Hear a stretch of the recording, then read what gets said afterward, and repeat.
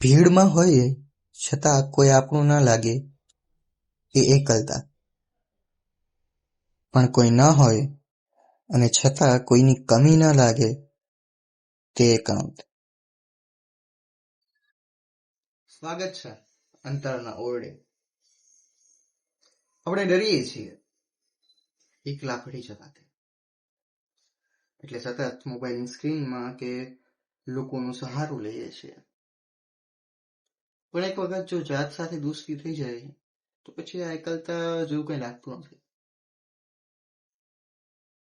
કેવો પ્રયત્ન કરીએ કે એક વખત સ્વયં સાથે મુલાકાત કરીએ, બીજું કોઈ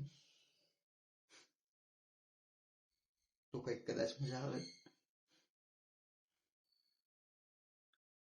સુરેશ ગોલા સાહેબની પંક્તિ છે ને કે મને લાગે નહીં ક્યાંય કશું એકલું, મને મારું એકાંત ગમે એટલું. હું છું શબ્દયાત્રી, ફરી મળીશું આવતીકાલે.